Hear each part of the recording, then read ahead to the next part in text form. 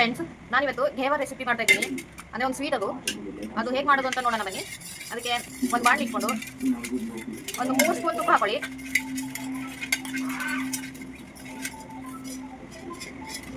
ತುಪ್ಪ ಹಾಕೊಂಡಾದ್ಮೇಲೆ ಅದಕ್ಕೆ ಒಂದು ಐಸ್ ಕ್ಯೂಬಿಂದ ನೋಡಿ, ಈ ಥರ ಐಸ್ ಕ್ಯೂಬಿಂದ ಚೆನ್ನಾಗಿ ಕೈ ಆಡಿಸ್ತಾ ಬನ್ನಿ. ಅದಕ್ಕೆ ಹೀಗೆ ಅದೊಂದು ಕ್ರೀಮ್ ಆಗೋ ತನಕ, ಅಂದರೆ ಸ್ಮೂತಾಗಿ ಕ್ರೀಮ್ ಆಗುತ್ತೆ. ಅದು ಕೈ ಬಿಡ್ದಂಗೆ ಆಡಿಸ್ತಾ ಇರಿ. ನೋಡಿ, ಈ ತರ ಕ್ರೀಮಿ ಆಗಿದೆ, ಎಷ್ಟು ಸಾಫ್ಟ್ ಆಗಿದೆ ನೋಡಿ. ಈಗ ಇದಕ್ಕೆ ನಾವು ಇದು ಮೈದಾ 1.5 ಕಪ್ ಅಷ್ಟು ಮೈದಾ ಹಾಕೊಳ್ಳಿ. ಅದಕ್ಕೆ 2 ಸ್ಪೂನ್ ಅಷ್ಟು ಕಡಲೆ ಹಿಟ್ಟು. ಇದನ್ನೀಗ ಚೆನ್ನಾಗಿ ಮಿಕ್ಸ್ ಮಾಡ್ಕೊಳ್ಳಿ ಇದರಲ್ಲಿ ಆ ಕ್ರೀಮ್ ಜೊತೆ.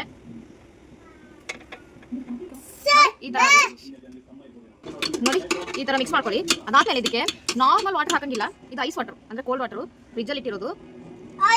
ಕೋಲ್ಡ್ ನೀರಿಂದಾನೆ ಇದು ಮಿಕ್ಸ್ ಮಾಡ್ಕೊಳ್ಳಿ. ನೋಡಿ, ಐಸ್ ವಾಟರ್ ಇಂದ ಸ್ವಲ್ಪ ಸ್ವಲ್ಪ ಹಾಕೊಂಡು ಹೀಗೆ ಮಿಕ್ಸ್ ಮಾಡ್ಕೊಂಡು ಬನ್ನಿ. ಇದಕ್ಕೆ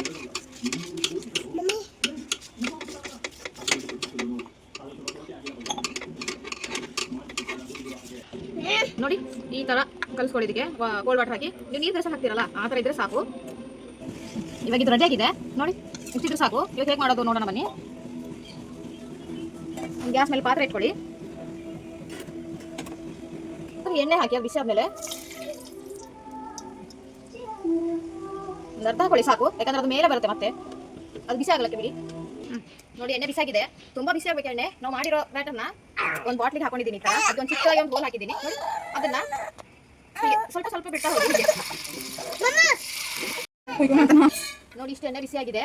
ಅದರಲ್ಲಿ ಬಾಟ್ಲಲ್ಲಿ ತುಂಬಿರೋ ಬ್ಯಾಟರ್ನ ಹಾಕಿ ಸ್ವಲ್ಪ ಸ್ವಲ್ಪನೇ ಹಾಕಿ. ಹೀಗೆ ಬಿಟ್ಟು ಹಾಕಿ, ಕೈ ಬಿಟ್ಟು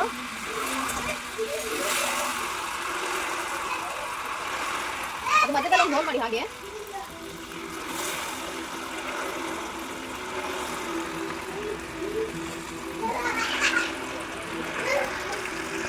ನೋಡಿ, ಈ ತರ ಕಲರ್ ಬರೋ ತನಕ ಫ್ರೈ ಮಾಡ್ಕೊಳ್ಳಿ. ನೋಡಿ ಎಷ್ಟು ಪರ್ಫೆಕ್ಟ್ ಆಗಿ ಬಂದಿದೆ ಅಂತ, ಕಲರ್ ಕೂಡ ಎಷ್ಟು ಒಳ್ಳೆ ಬಂದಿದೆ. ಅದನ್ನ ತೆಗೆದು ಒಂದು ಪ್ಲೇಟಿಗೆ ಹಾಕೊಳ್ಳಿ.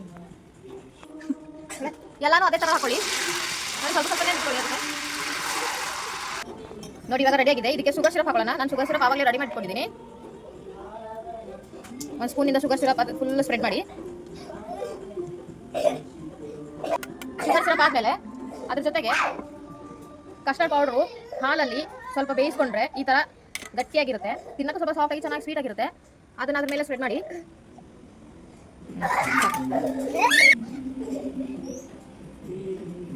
ಅದ್ರ ಜೊತೆಗೆ ಪಿಸ್ತಾ ಕೂಡ ಅದ್ರ ಮೇಲೆ ಗಾರ್ನಿಶ್ ಮಾಡ್ತಾ ಇದ್ದೀನಿ. ನೀವು ಬೇಕಾದ್ರೆ ಯಾವ ಡ್ರೈ ಫ್ರೂಟ್ಸ್ ಕೂಡ ಯೂಸ್ ಮಾಡ್ಬೋದು ಅದ್ರ ಮೇಲೆ.